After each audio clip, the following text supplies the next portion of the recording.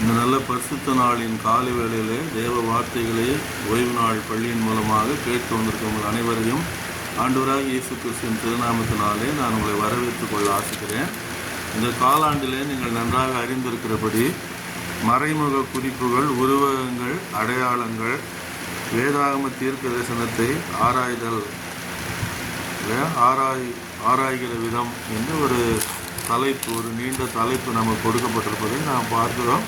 தீர்க்க தரிசனங்களை எப்படி விளங்கி கொள்ள வேண்டும், வேதத்திலே உள்ள அடையாளங்களால் சொல்லப்பட்ட தீர்க்க தரிசனங்கள், உருவகங்களால் சொல்லப்பட்ட தீர்க்க தரிசனங்கள், அவைகளை எப்படி விளங்கி கொள்ள வேண்டும் என்பதை தான் இந்த காலாண்டிலே நமக்கு பாடமாக கொடுக்கப்பட்டிருப்பதை நாம் பார்க்கிறோம். நாம் இந்த வார பாடம் ஆறாவது பாடம் நமக்கு பலி குறித்து புரிந்து கொள்ளுதல் என்ற தலைப்பு. பலிகளை குறித்த புரிந்து கொள்ளுதல் என்று சொல்லக்கூடிய ஒரு தலைப்பு நமக்கு கொடுக்கப்பட்டிருக்கிறது. அதில் விசேஷமாக அருமையான ஆண்டோடைய பிள்ளைகள், அதில் நாம் இந்த பாடத்திற்குள்ளாக கடந்து செல்வதற்கு முன்பாக கண்களை மூடி கர்த்தரை நோக்கி நாம் ஜெபித்து அதன் பின்பு பாடத்திற்குள்ளாக கடந்து செல்லலாம். மகா உன்னதங்களில் வீற்றிருந்து பூமியின் மனுபுத்தர் ஆகிய எங்கள் மேல் கண்ணோக்கமாக இருக்கிற எங்கள் நல்ல ஆண்டவரே, இந்த நல்ல பரிசுத்த நாளின் காலை வேளைக்காக உமக்கு நன்றி செலுத்துகிறோம். அப்பா, இந்த சமூகத்திலே ஒரு சிறு மந்தையாக நாங்கள் வந்திருந்து உங்களுடைய வார்த்தைகளை தியானிக்கத்தக்கதாக எங்களுக்கு கொடுத்த அந்த பெரிய கிருபைக்காக நன்றி செலுத்துகிறோம். இந்த வார பாடத்தில் ஆழ்ந்த கருத்துக்களை விளங்கி கொள்ளவும், இந்த நாம மகிமைப்படவும் தேவநீர் எங்களுக்கு அனுக்கிரகம் செய்ய வேண்டுமாக செபிக்கிறோம். தாழ்த்துகிறோம். இந்த பாதபடியில் இயேசுவின் இந்த நாமத்தில் வேண்டுகிறோம் அன்புள்ள பிதாவே, ஆமென். அருமையான ஆண்டோடைய பிள்ளைகளை, பலி குறித்து புரிந்து கொள்ளுதல் பாடம் 6வது பாடம். மனப்பாட வசனமாக நமக்கு வெளிப்படுத்தல் 5ஆம் அதிகாரத்தில் 9ஆம் வசனம் கொடுக்கப்பட்டிருக்கிறது. தேவரீர் புஸ்தகத்தை வாங்கவும் அதன் முத்திரைகளை உடைக்கவும் பாத்திரராயிருக்கிறீர். ஏனெனில் நீர் அடிக்கப்பட்டு சகல கோத்திரங்களிலும் பாஷைக்காரரிலும் ஜனங்களிலும் ஜாதிகளிலும் இருந்து எங்களை தேவனுக்கென்று உங்களுடைய இரத்தத்தினாலே மீட்டு கொண்டு என்று புதிய பாட்டை பாடினார்கள் என்று சொல்லப்பட்டிருப்பதை நாம் பார்க்கிறோம். ஆட்டுக்குட்டியானவர் அந்த புஸ்தகத்தை சென்று அவர் வாங்குகிறார். பிதாவாகிய தேவனுடைய கரத்தில் நீண்ட ஆயுசு உள்ளவர் இருக்கிறார். அந்த இடத்துல சதாகாலம் உயிரோடு இருக்கிற பிதாவாகிய தேவன் அவரது கரத்தில் இருக்கிற புஸ்தகத்தை சென்று ஆண்டவராகிய இயேசு கிறிஸ்து வாங்குவதை, அந்த வசனம் நமக்கு என்ன பண்ணப்பட்டிருக்கு, இந்த வாரத்தில் மனப்பாட வசனமாக கொடுக்கப்பட்டிருப்பதை நம்மால் பார்க்க முடிகிறது. விசேஷமாக நாம் பார்க்கும் பொழுது யோவான் ஸ்நானகன் ஆண்டவராகிய இயேசு கிறிஸ்துவுக்கு ஞான ஸ்நானம் கொடுக்கும் பொழுது அவர் செய்யக்கூடிய ஒரு காரியம் என்ன என்று சொன்னால், அவர் தேவ ஆட்டுக்குட்டி, உலகத்தின் பாவத்தை சுமந்து தீர்க்கிற தேவாட்டுக்குட்டி என்ற ஆண்டவராகிய இயேசு கிறிஸ்துவை குறித்து மிக தெளிவாக அவர் பேசுவதை நம்மால் பார்க்க முடிகிறது.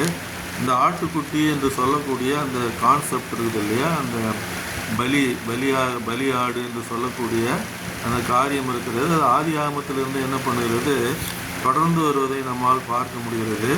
இந்த இடத்துல நமக்கு மனப்பாட வசனத்தில் இயேசுவானவர் ஆட்டுக்குட்டியாக அவர் என்ன பண்ணப்படுறாரு, சித்தரிக்கப்பட்டிருப்ப அடிக்கப்பட்ட வண்ணமாக இருக்கிற ஆட்டுக்குட்டி இல்லையா, lamb that was slain என்று சொல்லி ஆங்கிலத்தில் சொல்லுகிறார்கள். அப்படி சொல்லப்பட்ட அந்த அடிக்கப்பட்ட ஆட்டுக்குட்டி வண்ணமாக இருக்கிற அவர் புஸ்தகத்தை என்ன செய்கிறாரு, தேவனுடைய கரத்தில் இருந்து, பிதாவினுடைய கரத்தில் இருந்து அவர் வாங்கத்தக்கதாக. அப்போது இங்கே இந்த அநேக தீர்க்க தரிசனங்களுக்கு ஒரு திறவுகோலாக கிறிஸ்துவானவர் அடிக்கப்பட்ட ஆட்டுக்குட்டி, இல்லை என்றால் ஆட்டுக்குட்டி, தேவாட்டுக்குட்டி என்று சொல்லக்கூடிய அந்த ஒரு கருத்தானது, இல்லைனால் உருவகமானது அநேக தீர்க்க தரிசனங்களின் திறவுகோலாக அது அமைந்திருப்பதை நம்மால் அறிந்து கொள்ள முடிகிறது. விசேஷமாக நாம் பார்க்கக்கூடிய அந்த வேளையிலே அருமையான ஆண்டோடைய பிள்ளைகளை, இன்னைக்கு அவர் பாத்திரராக இருக்கிறார் என்று சொல்லி நாம் பார்க்கிறோம் இல்லையா. ஏனென்றால் அவர் அடிக்கப்பட்டு உலகத்தின் எல்லா மூலைகளிலும் என்ன செய்கிறார், அவர் அதான் இங்கே சொல்லியிருக்காங்க, வாங்கவும் முத்திரைகளை உடைக்கவும் பாத்திரராக நீர் அடிக்கப்பட்டு சகல கோத்திரங்களிலும் பாஷைக்காரிலும் ஜனங்களிலும் ஜாதிகளிலும் எங்களை தேவனுக்கு என்று இந்த இரத்தத்தினாலே மீட்டு கொண்டு இல்லையா. அப்போது உலகளாவிய ஒரு ரட்சிப்பு ஆண்டவராகி இயேசு கிறிஸ்து கல்வாரி சிலுவையிலே அவர் அடிபட்டதுனாலே அருமையான ஆண்டோடைய பிள்ளைகளை ஒரு யூனிவர்சல் சால்வேஷன் என்று நாம் சொல்லலாம். உலகம் முழுவதிலும் இருந்து அவரை விசுவாசிக்கக்கூடிய பிள்ளைகள் ரட்சிக்கப்பட்டவர்களாக அவங்க என்ன செய்கிறாங்க, அவர்கள் தேவ ராஜ்யத்திற்கு அவர்கள் வந்து சேருவதை நம்மால் பார்க்க முடிகிறது. இதான் ஞாயிற்றுக்கிழமை பாடத்தில் வீணான பலிகள், சில பலிகளை தேவன் ஏற்றுக்கொண்டார் வேதாகமத்தில், சில பலிகளை அவர் ஏற்றுக்கொள்ளவில்லை என்று சொல்லப்பட்டிருப்பதை நாம் பார்க்கிறோம். விசேஷமாக காயின் ஆபேல் அண்ணன் தம்பி 2 பேர் என்ன செய்கிறாங்க, பலி செலுத்துகிறார்கள். அதில் இளையவனுடைய பலி இல்லையா, அவன் விசுவாசித்தபடினாலே, அப்படிதானே, அவர் வந்து அந்த ஏதேன் தோட்டத்தில் உரைக்கப்பட்ட தீர்க்க தரிசனம் என்ன என்று சொன்னால், உனக்கும் சிரிக்கும் உன் வித்துக்கும் அவள் வித்துக்கும் பகையை உண்டாக்குவேன், அவர் உன் தலையை நசுக்குவார், நீ அவர் குதிகாலை நசுக்குவா என்று சொல்லப்பட்ட அந்த தீர்க்க தரிசனம். உலகத்திலே ஒரு ரட்சகர் வரப்போகிறார், சிறியனிடத்திலே பிறக்கிற அவர் என்ன செய்வார், சர்பத்தின் தலையை நசுக்குவார் என்று சொல்லப்பட்ட அந்த தீர்க்க தரிசனம் நிறைவேறுவதற்காக எனக்கு அருமையான ஆண்டுடைய பிள்ளைகளே, மரியாளுடைய வயிற்றிலே ஆண்டவராகிய இயேசு பிறக்கத்தக்கதாக. அப்போனா இங்கே இந்த 2 பலிகளில் நம்ம பார்க்கும்போது காயினுடைய பலிகளை அவர் அங்கீகரிக்கல, காய்கறி செலுத்தினான்றதுக்காக அவர் அங்கீகரிக்கல அப்படின்னு நம்ம எடுத்துக்கூடாது. அவன் உண்மையிலேயே அவனுடைய பெற்றோர் சொன்ன அந்த காரியங்களை விசுவாசித்திருப்பான் என்றால் இல்லையா, பெற்றோர் என்ன சொல்லியிருப்பாங்க அப்படின்னு சொன்னால், ஒருவர் நமக்காக வரப்போகிறாரு, பலியாக போகிறாரு, அதற்கு அடையாளமாக ஏதேன் தோட்டத்தில் ஆடு பலியிடப்பட்டு எங்களுக்கு வந்து தோல் உடைகள் கொடுக்கப்பட்டது, ஆனப்படினாலே அந்த உலக ரட்சகரை விசுவாசிப்பதற்கு அடையாளமாக நம்ம வந்து பலி செலுத்த வேண்டும், மிருக பலி செலுத்த வேண்டும் என்று அவர்கள் சொன்னதை ஆபேல் விசுவாசிக்கத்தக்கதாக அருமையான ஆண்டோட பிள்ளை. ஆனால் காயின் என்ன செய்யலாத, விசுவாசிச்சுன்னா என்ன பண்ணியிருப்பார், காய்கறிகளை தம்பிக்கிட்ட கொடுத்துட்டு ஓரளவு கொடுத்துட்டு அட்லீஸ்ட் ஒரு வயதுள்ள ஆட்டுக்குட்டியாவது அவர் வாங்கி என்ன பண்ணியிருக்கலாம், பலி செலுத்தியிருப்பார். அவர் விசுவாசிக்கவில்லை, காணிக்கையை அவர் அலட்சியமாக எண்ணத்தக்கதாக இல்லையா, விசுவாசத்தினால் கொடுக்கப்படக்கூடிய அந்த பலிகளை அவர் நம்பாதவராக, அதை ஏற்றுக்கொள்ளாதவராக இந்த காயின் காணப்பட்டதை நம்மால் பார்க்க முடிகிறது இல்லையா. அதனால தான் அவர் சொல்கிறாரு, இன்றைக்கி வசனத்தில் நமக்கு ஞாயிற்றுக்கிழமை பாடத்தில் ஏசாயா 56:6-7 கொடுத்துருக்காங்க. அது பார்க்கும்போது ரட்சிக்கப்பட்ட பிள்ளைகளுடைய சர்வாங்க தகன பலிகளும் ஏற்றுக்கொள்ளப்பட்டது.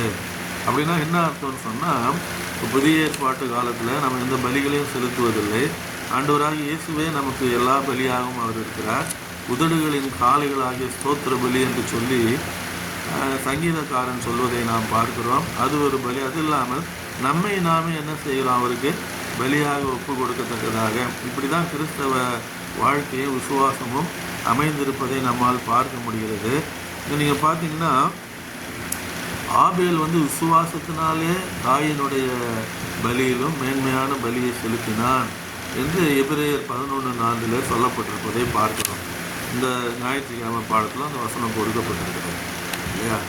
அப்போ ஒரு மேன்மையான பலி எப்படி செலுத்தப்படுகிறது என்றால், விசுவாசத்தினாலே செலுத்தப்படக்கூடிய பலி.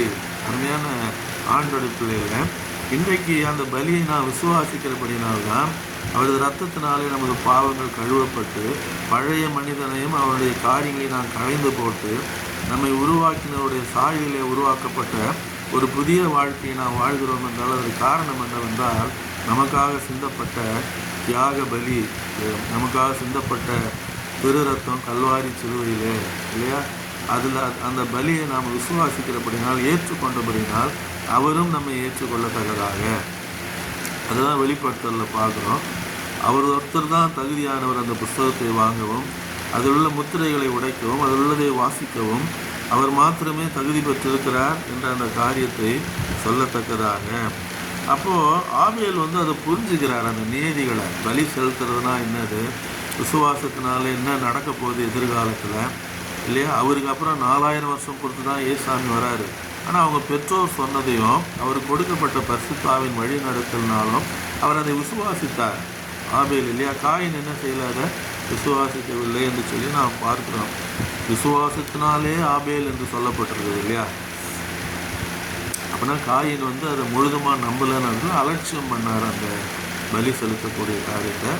ஆனால் ஆபேல் என்ன செய்தார், பெற்றோர் சொன்னதையும் ஆவியானவருடைய வெளிப்படுத்தலையும் அவர் விசுவாசிக்கத்தக்கதாக இல்லையா. இப்போ திங்கட்கிழமை பாடத்தில் நம்ம பார்க்கும்பொழுது காளைகள் ஆட்டுக்கடாக்களின் ரத்தம் என்று சொல்லக்கூடிய ஒரு தலைப்பு கொடுக்கப்பட்டிருப்பதை நாம் பார்க்கிறோம். எபிரேயர் 10:3-10 நாம் வாசிக்கும் பொழுது அந்த பலி செலுத்துறதுல என்னென்னலாம் அடங்கி இருக்கிறது இல்லையா. இயேசுவானவர் தான் தேவாட்டுக்குட்டி, அடிக்கப்பட்ட வண்ணமாக இருக்கிற தேவாட்டுக்குட்டி, உலகத்தின் பாவத்தை சுமந்துட்டு இருக்கிற தேவாட்டுக்குட்டி எல்லாம் அவருக்கு மாத்திரம்தான் பொருந்தும். இந்த எபிரேயர் 10ஆம் அதிகாரத்தில் நாம் பார்க்கும்பொழுது அருமையான ஆண்டோடைய பிள்ளைகளை அங்கே இந்த பலிகளை பற்றிய ஒரு தெளிவான ஒரு அறிவுறுத்துதல் இல்லைன்றால் ஒரு வெளிப்பாட்டை நமக்கு பவுல் அப்போஸ்தலன் கொடுக்கத்தக்கதாக 10ஆம் அதிகாரத்தில் நான் வாசிக்கும் பொழுது இந்த எபிரேயருக்கு எழுதின நிருபத்தில் அவர் என்ன செய்கிறார் என்றால் ஒரு தெளிவான ஒரு புரிந்து கொள்ளுதலை நமக்கு அவர் கொடுக்கத்தக்கதாக 10ஆம் அதிகாரத்தில் 3லேருந்து நாம் வாசிக்கும் பொழுது அப்படியே நிறுத்தப்படாதபடியால் பாவங்கள் உண்டென்று அவைகளினாலே வருஷந்தோறும் நினைவு கூறுதல் உண்டாயிற்று இல்லையா. அந்த பாவ நிவாரண நாள் அப்படிதான் டே ஆஃப் அட்டோன்மெண்ட் என்று ஆங்கிலத்தில் சொல்லுகிறார்கள். பாவங்கள் செய்த பாவங்களுக்கான நிவாரணமாக ஆண்டவராகிய இயேசு கிறிஸ்துவினுடைய மரணத்திற்கு வந்ததாக அந்த பாவ நிவாரண நாளிலே 2 ஆடுகள் தேர்ந்தெடுக்கப்பட்டு ஒன்று கர்த்தருடைய ஆடாகவும் இன்னொன்று போக்காடாகவும் இருக்கிறது. நம்ம பாருங்கள், கர்த்தருடைய ஆடு அது அடிக்கப்பட்டு அந்த இரத்தத்தோடு தான் ஆசாரியன் மகா பரிசுத்த ஸ்தலத்திற்குள்ளாக பிரவேசிக்கத்தக்கதாக. இதெல்லாம் ஆண்டவராகிய இயேசு கிறிஸ்துடைய மரணத்தை, கல்வாரி சிலுவையினுடைய மரணத்தை அருமையான ஆண்டோடைய பிள்ளைகளை தெரிவிக்கிறதாக அவைகள் இருக்கிறபடியாக இல்லையா. அப்போது அவர் என்ன சொல்கிறாருன்னா, இங்கே அல்லாமலும் காளை வெள்ளாட்டுக்கடாய்களுடைய ரத்தம் பாவங்களை நிவர்த்தி செய்ய மாட்டாது. ஆகையால் அவர் உலகத்தில் பிரவேசிக்கும் போது பலியை காணிக்க விரும்பவில்லை, ஒரு சரீரத்தை எனக்கு ஆயத்தம் பண்ணினேர். இறைவனே என்ன செய்கிறாரு, பலியாகத்தக்கதாக. எவ்வளோ அற்புதமான ஒரு காரியம், எவ்வளோ அன்பு இருந்திருக்கும் இல்லையா அவர் நம்ம மேலே. தனது ஜீவனையே, தேவன் தனது குமாரனுடைய ஜீவனை கொடுக்கிறார். தேவகுமாரன் தனது ஜீவனையே நமக்காக கல்வாரி சிலுவையில் ஒப்படைக்கக்கூடிய அளவிற்கு தேவ அன்பு எப்படிப்பட்டதாக இருந்திருக்கும் என்பதை நாம் சற்று யோசித்து பார்க்கணும் இல்லையா. சர்வாங்க தகனங்களும் பாவ நிவாரண பலிகளும் உமக்கு பிரியமானதல்ல என்று இல்லையா. மிருக பலிகளை அவர் விரும்பினதில்லை, அது ஒரு அடையாளமாக கொடுக்கப்பட்டது. அவள் தான் பழைய ஏற்பாட்டு காலத்தில். கிறிஸ்துவானவர் புதிய ஏற்பாட்டு காலத்தில் 2000 ஆண்டு முன்பாக அவர் மரித்த பொழுது அருமையான ஆண்டுடைய பிள்ளைகள் அந்த பலிமுறைகள் எல்லாம் நீக்கப்படத்தக்கதாக இல்லையா. கல்வாரி சிலுவையின் மேலும் கிறிஸ்துவானுடைய ரத்தத்தின் மேலும் நான் வைக்கிற விசுவாசத்தினாலே நமது பாவங்கள் கழுவப்படத்தக்கதாக. அப்போனா காளைகள் ஆட்டுக்கடாகளின் ரத்தத்தினால் அல்ல என்று அது ஒரு அடையாளமாக சிலுவைக்கு முன் அடையாளமாக கொடுக்கப்பட்டதை தவிர மற்றபடி அல்ல என்று இந்த எபிரேயர் 10ஆம் அதிகாரத்தில் பவுல் அந்த நிருபத்தை எழுதும்போது மிக அழகாக எழுதத்தக்கதாக இல்லையா. அவர் சொல்லுகிறார், எனக்கு ஒரு சரீரத்தை நேர் அந்த சரீரமே அவரே பாவமாக்கப்பட்டார் என்று பவுல் எழுதுகிறார் இல்லையா. அவர் பாவியாகலை, பாவமாக்கப்பட்டார்னா எல்லா பாவங்களும் உலகத்தின் எல்லாருடைய பாவங்களும் அவர் மேல் போடப்பட்டு அதனால தான் அவரால் அந்த கெத்செமனே தோட்டத்தில் தாங்க முடியாமல் என்ன பண்ணுறாரு, கீழே விழுறார். விழுந்தபோது வேர்வை ரத்தத்தின் பெருந்தொழிகளாக மென்டல் அகனி உலகத்தின் அவர் எதுக்காக அவ்வளோ அகனியை ஏற்றுக்கிறாரு. அவர் ஃப்ரீயாக இருந்திருக்கலாம் அப்படின்னா அவரால் அப்படி இருக்க முடியாது. ஏன்னா பிதாவோடு நேரடியான தொடர்பு அவருக்கு இருந்துக்கிட்டே இருந்தது மனதளவில். தன்னை அனுப்பினவர் இல்லையா.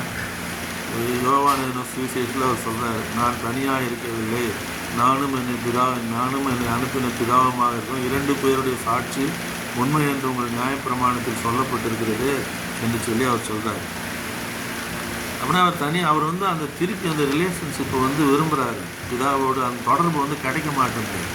உலகத்தின் பாவங்கள் முழுவதும் அவர் மேல் போடப்பட்டபடினால் அந்த தொடர்பு பிதாவோடு திரும்பி கிடைக்கல இல்லையா.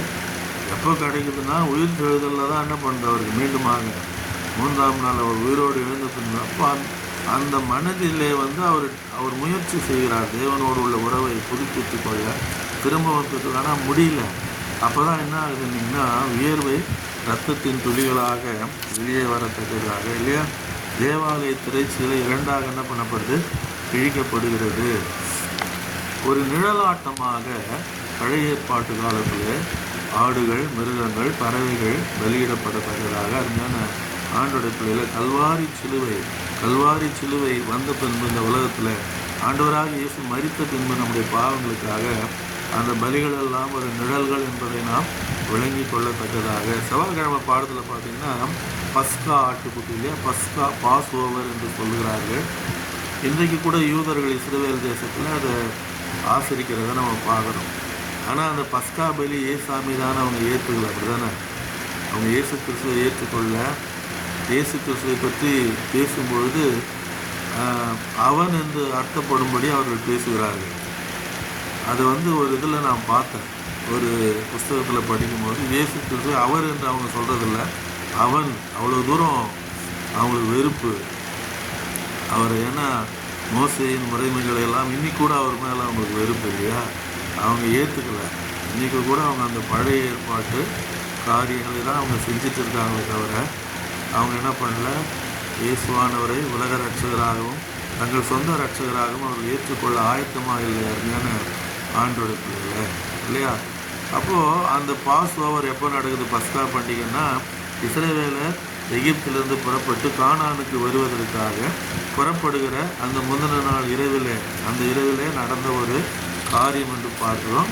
ஆட்டு கடாக்கள் அடிக்கப்பட்டு அந்த ரத்தங்கள் அவர்கள் நிலைக்கால்களில் பூசப்படத்தக்கதாக. முழுக்க முழுக்க இந்த வார பாடம் முழுவதுமே நமக்கு என்னதான் கொடுக்கப்பட்டிருக்கு? பலி குறித்து புரிந்து கொள்ளுகிற அந்த தலைப்பு. கல்வாரி சிலுவையில் நமது பாவங்களுக்காக மரித்த ஆண்டவராக இயேசு கிறிஸ்து பழைய ஏற்பாட்டில் எப்படி சுட்டி காட்டப்பட்டிருக்கிறார், ஒரு நிழலாக அவைகள் எப்படி காண்பிக்கப்பட்டது இல்லையா?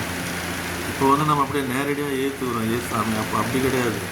ஒரு நிழலாக அநேக காரியங்களை அவர்கள் செய்து வந்தார்கள். பண்டிகைகள் கூட நிழலாக ஆசிரியர் ஓய்வு நாள் தவிர 10 கற்பனையில் இருக்கிற 4வது கற்பனை ஆகிய ஓய்வு நாள் தவிர மற்ற ஓய்வு நாட்கள் கூட இல்லையா? அதனால தான் பவுல் ஓய்வு நாட்களை சிலுவையில் அறைந்தார் அப்படின்றாங்க. அந்த பண்டிகை ஓய்வு நாட்கள் அதெல்லாம் கிறிஸ்துவானவர் பலியிடப்படம் போகிறதுனுடைய முன்னடையாளமாக கொடுக்கப்பட்ட பண்டிகைகள். அது கூடார பண்டிகையாக இருக்கட்டும், இது வேறு எந்த பண்டிகையாக இருக்கட்டும், பஸ்காவாக இருக்கட்டும், எல்லாமே யாருக்கு முன்னடையாளம்? ஆண்டவராகிய இயேசு கிறிஸ்துவுக்கு இல்லையா? 1ஆம் நாளிலும் ஓய்வு, 8ஆம் நாளிலும் ஓய்வுன்னு வரும். அதெல்லாம் பண்டிகை ஓய்வு நாட்கள்.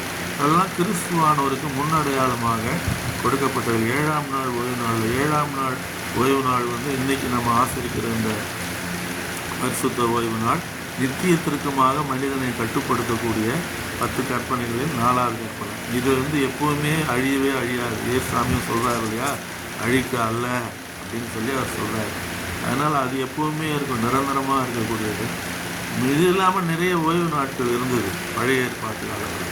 கிறிஸ்துவானவர் சிலுவையிலே, கல்வாரி சிலுவையிலே அவர் அடிபட்ட பொழுது அருமையான ஆண்டோடைய பிள்ளைகளை அவைகளெல்லாம் ஒன்றுமில்லாமல் போகத்தக்கதாக இந்த பஸ்கா பண்டிகை அன்று அவர் என்ன செய்யப்பட்டார் அப்படின்னு சொன்னீங்கன்னா, உங்களுக்கு அந்த 12வது அதிகார யாத்திராமத்தில் மிக அழகாக சொல்லப்பட்டிருக்கு இல்லையா? அவங்க கசப்பான கீரையையும் எடுத்துக்கொண்டு அவங்க என்ன செய்யணும்? அவங்க இந்த வேக வைக்கப்பட்ட அந்த ஆட்டினுடைய இறைச்சி, ரத்தம் அந்த நிலைக்கால்களில் பூசப்பட்டு அந்த ஆட்டினுடைய மாம்சம் வேக வைக்கப்பட்டு அதையும் கசப்பு கீரையும் அவங்க என்ன பண்ணணும்? சாப்பிட்டுக்கிட்டு கர்த்தருடைய நாமத்தை மகிமைப்படுத்திக்கிட்டு. ஏன்னா அன்றைக்கி ராத்திரி தான் எகிப்தின் தலைச்சன் பிள்ளைகள் பார்வோன் முதற்கொண்டு சாதாரண ஒரு கூலி தொழிலாளி வரையிலே உள்ள தலைச்சன் பிள்ளைகள் கர்த்தரால் அடிக்கப்பட்டாங்க. இஸ்ரவேலர் போக அனுமதிக்காதனால இல்லையா? அப்போது கர்த்தருடைய தூதன் கடந்து செல்லும் பொழுது ரத்தம் பூசப்பட்ட வீடுகளில் இருக்கிறவருடைய தலைச்சன் பிள்ளைகள் பாதுகாக்கப்படத்தக்கதாக. அந்த ரத்தம் எதற்கு அடையாளம் என்றால், கல்வாரி சிலுவையிலே ஆண்டவராக இயேசு கிறிஸ்து நமது பாவங்களுக்காக மரித்ததின் அடையாளமாக செலுத்தப்பட்டதை நாம் பார்க்கிறோம் இல்லையா? அப்போது இங்கே என்ன சொல்கிறாருன்னு சொன்னால், இந்த பேதுரு அதை மிக தெளிவாக சொல்லுகிறார். உங்கள் முன்னோர்களால் பாரம்பரியமாக நீங்கள் அனுசரித்து வந்த பஸ்கா பண்டிகை மாதிரி அனுசரித்து வந்த, ஏன்னா அந்த காங்கிரிகேஷனில் யூதர்களும் இருக்கிறாங்க அவர் எழுதுகிற இடத்துல இல்லையா? எபிரேய கிறிஸ்தவர்களுக்குன்னு அவர் எழுதுகிறாரு. மாசத்து அனுசரித்து வந்த வீணான நடத்தை நின்று அழிவுள்ளதாகிய வஸ்துக்களாகிய வெள்ளியினாலும் பொன்னினாலும் மீட்கப்படாமல் குற்றமில்லாத மாசற்ற ஆட்டுக்குட்டியாகிய இல்லையா ஆட்டுக்குட்டியாகிய கிறிஸ்துவின் விலையேறப்பெற்ற இரத்தத்தினாலே மீட்கப்பட்டிருந்து அறிந்திருக்கிறீர்கள். ஆனால் உங்களுக்கு ஒரு பெரிய ஒரு காரியத்தை அவர் என்ன செய்கிறாரு? விளக்கி காட்டுகிறார். பழைய ஏற்பாட்டிலே நிழலாட்டமாக இருந்த காரியங்கள், பலிமுறைகள், விருத்த சேதனம் எல்லாமே எதுவாக போஜன பலி, பான பலி, குற்ற நிவாரண பலி, பாவ நிவாரண பலி, பண்டிகைகள் இல்லையா, எல்லாம் கிறிஸ்துவனுடைய மரணத்திற்கு பின்பு அதையே அவைகள் சுட்டி காட்டுகிறதா இருந்தது. இதுதான் உங்களுக்கு ரிக்கு வேதத்தில் கூட பிரஜாபதி யக்னா என்ற ஒரு வார்த்தை வருகிறது. யக்னம் என்று சொன்னால், யக்ஷம் என்று சொன்னால் அது அது வேற மாதிரி. யக்னம் என்று சொன்னால் வடமொழி வாக்கில் அதாவது அது தியாகம் என்று சொல்லி அர்த்தம். இல்லைன்னு சொன்னால் யாகம் செய்தல், யாகம்னு சொல்லுவாங்க. பிரஜாபதி ஆகிய ஒருவர் உலகங்களை உருவாக்கின அவர், சர்வ சிருஷ்டிக்கும் காரணமாக இருக்கிற அவர் தன்னைத்தானே பலியாக செலுத்த வேண்டும். பிரஜாபதி, பதி என்று சொன்னால் கணவனுக்கும் பதின்னு சொல்லுவாங்க. இறைவனுக்கும் பதி என்ற வார்த்தை பயன்படுத்தப்படுவதை நாம் பார்க்கிறோம் வடமொழி வார்த்தையில். பிரஜாபதி என்று யார் என்றால் அண்ட சராசரங்களை படைத்த இறைவன் என்ற அர்த்தத்திலே சொல்லப்பட்டிருக்கிறது. அவர் தன்னைத்தானே யக்கனம் என்று சொன்னால் தன்னைத்தானே யாகமாக பலியாக அவர் செலுத்த வேண்டும். யார் செலுத்தினது? அந்த மாதிரி யாருமே செலுத்தலை இல்லையா, இயேசு கிறிஸ்துவை தவிர. அருமையான ஆண்டோடைய பிள்ளைகள், அவர்கள் நூல்களிலேயே ரிக்வேதத்திலேயே பிரஜாபதி யக்னா, உலகங்களை உருவாக்கின ஒருவர் தன்னைத்தானே பலியாக செலுத்த வேண்டும். வேறு எந்த கடவுளர்களும் அதை செய்யலை, ஆண்டவராக இயேசு கிறிஸ்து தவிர.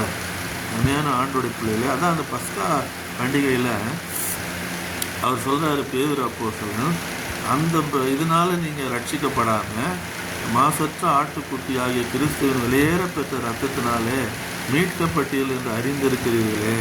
அதனால ஆண்டோடைய ஒரு அற்புதமான ஒரு சத்தியத்தை, ஒரு தீர்க்க தரிசன விளக்கத்தை அவர் என்ன செய்கிறாரு, இன்றைக்கு பாடத்திலே நாம் படிக்கத்தக்கதாக.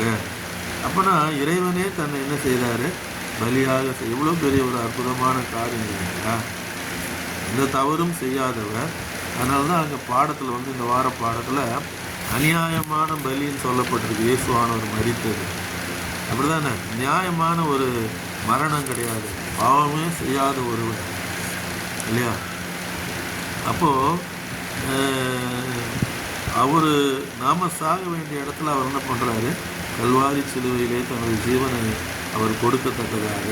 அருமையான ஆண்டோடைய பிள்ளைகள், அதை பற்றி தான் இங்கே வேதம் சொல்லுகிறது.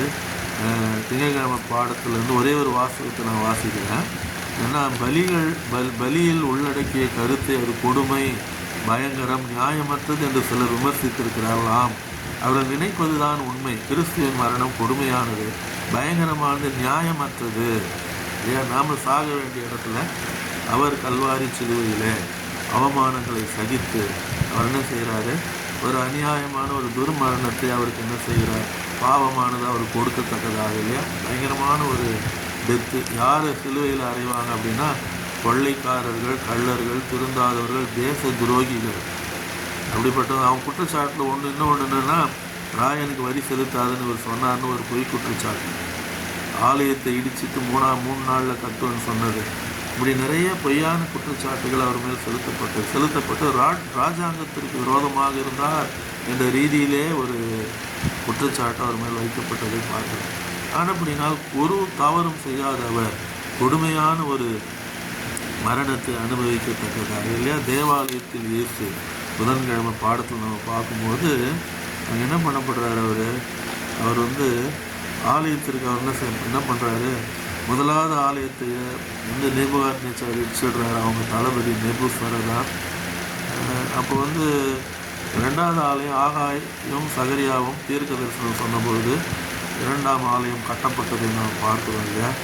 அப்போது அவர் என்ன பண்ணார், நேரடியாக அங்கே வருகிறார், ஆலயத்திற்குள்ள அவர் என்ன செய்கிறாரு, பிரவேசித்து அங்கே சொல்லப்பட்ட தீர்க்க தரிசனங்கள் அங்கே நிறைவேறுகிறது. அப்படிதானே அந்த இடத்துல தான் என்ன பண்ணுறாரு, அவரை என்ன பண்ணுறாங்க, தவறான விதத்தில் அவர் ஓய்வு நாளில் சுகமாக எந்த ஒரு குற்றம், எல்லாத்தையுமே குற்றம். அவர் பேசினாலே அதில் குற்றம் கண்டுபிடிச்சாங்க. அப்படி தானே எல்லாத்துலேயும் குற்றம் கண்டுபிடிச்சாங்க. அவர் தேவகுமாரன் மனு அவதாரம் எடுத்து வந்திருக்காரு, பரிசுத்த ஆவியின் வல்லமையினால் நிறைந்து பிசாசுகளை விரட்டுகிறார். அவங்க சொல்கிறாங்க, இவன் பெயல் சபூலாலே பிசாசுகளை விரட்டுகிறான். எப்படி இருந்திருக்கோம்ல அவருடைய மனசு, அப்படியே நேர் எதிரான குற்றச்சாட்டு, சாத்தானுடைய வேலை. அது கூட அவர் தாங்கிட்டு பொறுமையாக பதில் சொல்கிறார். நான் பெயல் சபூலால் விரட்டினா நீங்கள் எதுனா உங்கள் பிள்ளைங்க எதனால் விரட்டுவாங்கன்னு கேட்குறாரு. அப்படிதானே. அப்போனா எல்லாத்தையும் அவமானங்களை சகித்தார், தவறான குற்றச்சாட்டுகளை சகித்தார். மிஸ்ரெப்ரசன்ட் பண்ணப்பட்ட போது, மிஸ்கோட் பண்ணப்பட்ட போது எல்லாத்தையும் அவர் என்ன பண்ணார்? சகித்தவராக. உண்மையான ஆண்டோடைய பிள்ளைகளை தனது ஜீவனை கல்வாரி சிலுவையில் நமது பாவங்களுக்காக ஒப்பு கொடுத்த ஒரு கிருபாதார பலியாக என்று நாம் சொல்லலாம். இல்லையென்றால் தேவாட்டுக்குட்டியாக கல்வாரி சிலுவையில் அவர் மரித்ததை இப்போ வியாழக்கிழமை பாடத்தில் நீரே சகலத்தையும் சிருஷ்டித்து அந்த புஸ்தகத்தை வாங்கவும், அவர் கையில் இருந்த பிதாவின் கரத்தில் இருந்த புஸ்தகத்தை வாங்கவும், அதில் எழுதியிருக்கிறதை படிக்கவும் யாருக்கு மட்டும்தான் தகுதி இருந்தது? கிறிஸ்துவானவருக்கு. அது ஏனென்றால் அவங்க சொல்கிறாங்க ரட்சிக்கப்பட்ட பிள்ளைங்க அந்த தரிசனத்தில், அது ஒரு தரிசனத்தில் அவங்க சொல்கிறாங்க, நீர் பூமியின் எல்லா பக்கங்களிலிருந்து எங்களை என்ன பண்ணார்? மீட்டு கொண்டு எங்களை தேவனுக்கு முன்பாக ராஜாக்களாகவும் ஆசாரியர்களாக நீர் மாற்றினபடினாலே. தகுதி எப்படி அவர் பெறுறாரு? தன்னைத்தானே பலியாக கொடுத்து அருமையான ஆண்டோட பிள்ளைகள் உலகத்தின் பாவங்கள், அண்ட சராசரத்தின் பாவங்களுக்காக இல்லையா? அண்ட சராசரத்தையும் எஃபெக்ட் பண்ணிச்சு பாவம். இவன் போய் ஏமாத்தலாம் மற்ற உலகங்களில், யாரை ஏமாறல. ஒரு பூமியில் இருந்து நம்ம ஆதிப்பத்தோடு தான் அந்த சோதனைக்கு இடம் கொடுத்தாங்க இல்லையா? அப்போ நான் அண்ட சராசரம் முழுவதும் வர பாவத்திற்கான ஒரே பலி, யூனிவர்சல் சாக்ரிஃபைஸ் என்று சொல்லலாம், ஆண்டவராக இயேசு கிறிஸ்து. உண்மையான ஆண்டோட பிள்ளைகள் இங்கே என்ன சொல்லப்பட்டிருக்கு அப்படின்னா, ஏசாயா 6ஆம் அதிகாரத்தில் நம்ம பார்க்குறோம் இல்லையா? அவர் இந்த கேருபீன்கள் என்ன பண்ணுறாங்க? அவரை சுற்றிலும் பரிசுத்தர் பரிசுத்தர் அப்படின்னு சொல்லி எசேக்கியேலில் பார்க்குறோம். நம்ம வெளிப்படுத்தல் 4ஆம் அதிகாரத்தில் சொல்லப்பட்டிருக்கு இல்லையா? அவங்க எல்லாம் ஒரே பாடல் தான் பாடுறாங்க, அவருடைய நாமத்தை மகிமைப்பது இரவும் பகலும் சொல்லி கொண்டிருந்தாலும் இந்த வெளிப்படுத்தல் 4ல் நான் வாசிக்கிறோம். அப்படிதானே வியாழக்கிழமை பாடல். அப்போ எசேக்கியேல் 10ல் சொல்லப்பட்டிருக்கு. அவங்க யார் அப்படின்னா அவங்க கேருபீன்கள் என்று சொல்லப்படுகிறாங்க. அப்போனா இந்த காரியங்கள் எல்லாத்தையும் நீங்கள் பார்க்கும்பொழுது ஏசாயா என்ன பண்ணுறாரு? அதை பார்த்துட்டு நான் அசுத்த உதடுகள் உள்ளவன் ஆண்டவரே இல்லையா? அவருடைய பரிசுத்தத்தை அவர் பார்க்குறாரு, பரிசுத்தத்தை இல்லையா? அவ்வாறு சட்டைகளை உடைய சேராதீர்கள், 2 சட்டைகளாலே தங்கள் முகத்தை மூடி 2 சட்டைகளாலே கால்களை மூடி. அப்படிதானே? நம்ம சர்ச்சுக்கு வந்தால் கூட நம்ம என்ன பண்ணோம்னா முந்தின பெஞ்சு மேலே காலை தூக்கி வைக்கிறத பார்த்துருக்கேன். நான் பலவீனமானவங்க, வயசானவங்க, வியாதியஸ்தர்கள், காலில் பிரச்சனை இருக்கிறவங்க அப்படி பண்ணால் பரவாயில்ல. நல்லா இருக்கிறவங்க கூட கால் என்ன பண்ணுறாங்க? 2 சட்டைகளால் முகத்தை மூடி பார்க்க முடியல அந்த பிரசன்னத்தை. 2 சட்டைகளால் கால்களை மூடி 2 சட்டைகளால் பறந்து சேனைகளின் தேவனாய கர்த்தர் பரிசுத்தர் பரிசுத்தர், பூமியெல்லாம் அவருடைய மகிமையினால் நிறைந்திருக்கிறது என்று அவர்கள் அதே தான் வெளிப்படுத்தல் 4லையும் சொல்லப்பட்டிருக்கு இல்லையா? எசேக்கியேல் சொல்லுகிறார், அவர்கள் கேருபீன்கள் வாசஸ்தலங்களின் நிலைக்கால்களில் ஆலயம் புகையினால் நிறைந்திருந்தது, அவரது வஸ்திர தொங்கலினாலே தேவாலயம் நிரப்பப்படத்தக்கதாக. அருமையான ஆண்டோட பிள்ளைகள், அப்படிப்பட்ட தேவன் தனது குமாரனை இந்த உலகத்திற்கு நம்முடைய பாவங்களுக்காக மரிப்பதற்காக அவர் அனுப்பினதை நாம் பார்க்கணும் இல்லையா? சிலுவையில் 2 விஷயம் நமக்கு தெரியுது. ஒன்று, தேவன் எவ்வளோ தூரம் நம்மளை நேசிச்சாருன்றது. இன்னும் ஒன்று, சிலுவையை நம்பினால் மட்டுமே நாம் என்ன பண்ண முடியும்? சிலுவை மரணத்தை விசுவாசித்தால் மாத்திரமே நாம் ரட்சிக்கப்பட முடியும். இந்த 2 காரியங்களில் நாம் விசுவாசத்தோடு தேவாட்டுக்குட்டியை நம்முடைய வாழ்க்கையில் ஏற்றுக்கொண்டு வருவாங்க இல்லையா? அதனால தான் பவுல் அப்போஸ்தலன் சொல்லுகிறார், ஒரு ஜாதிகளுக்குள்ளே விளங்கிய இந்த மகிமையின் ஆச்சரியம் என்னது? அந்த தேவன் தம்முடைய பரிசுத்தவான்களை தெரியப்பட்ட சித்தமானார். கிறிஸ்துவானவர் மகிமையின் நம்பிக்கையாக உங்களுக்குள் இருப்பதே அந்த ரகசியம் இல்லையா? கல்வாரி சிலுவை, அதில் மரித்து உயிர்த்து நம்முடைய ரட்சகர், அவர் மாத்திரமே நமக்கு ரட்சிப்பை கொடுக்கத்தக்கதாக கல்வாரி சிலுவையின் மேல் விசுவாசத்தினால் நம்முடைய பாவங்கள் மன்னிக்கப்படத்தக்கதாக பிரார்த்தனை செய்வோம். மகா உன்னதங்களில் வீற்றிருந்து பூமியின் மனுபுத்தர் ராஜ்யங்கள் மேல் கண்ணோக்கமாக இருக்கிறீங்க. நல்ல ஆண்டவரே, அந்த நல்ல பரிசுத்த நாளின் மத்தியான வேளையில் ஆண்டவரே, அந்த சமூகத்தில் நாங்கள் எங்களுக்கு நடத்தி கொடுத்து அந்த பாடத்திற்காக நன்றி செலுத்துகிறோம்ப்பா. இப்படி பரிசுத்தாவின் உதவி எங்கள் தந்ததற்காக நன்றி செலுத்துகிறோம். விசுவாசத்தில் நிலைத்து நின்ற ஆண்டவரை அநேகரை நம்முடைய சிலுவை பாதைக்கு திருப்பவும், உலகம் சொல்லுகிற அந்த பிரஜாபதி நீர்தான் என்பதையும், உண்மை நீரே ஆண்டவரே பலியாக எங்களுக்காக கல்வாரி சிலுவைக்கு யாகமாக தியாக பலியாக ஒப்பு கொடுத்தீர் என்பதை இந்த உலகத்திற்கு உணர்த்தி காட்டி, நீர்தான் அந்த அந்த புஸ்தகங்களில் சொல்லப்பட்டிருக்க பிரஜாபதி, நீர்தான் அந்த தம்மை தாமே பலியாக செலுத்தின தேவன் என்பதை நாங்கள் எடுத்துச் சொல்லி அநேகரை உங்களுடைய பாதைக்கு திருப்ப நீர் எங்களுக்கு உதவி செய்ய வேண்டுமாய் சொல்லிக்கிறோம். ஆசீர்வதித்து தார் இந்த ரட்சிப்பின் சுவிசேஷத்தை உலகம் முழுவதும் கொண்டு சென்று அநேகரை உங்களுடைய பாதைக்கு திருப்பவர்களாக நீர் ஒத்தாசை செய்ய வேண்டுமாய் சொல்லிக்கிறோம். இயேசுவின் இன்ப நாமத்தில் வேண்டுகிறோம் அன்புள்ள பிதாவே. ஆமென்.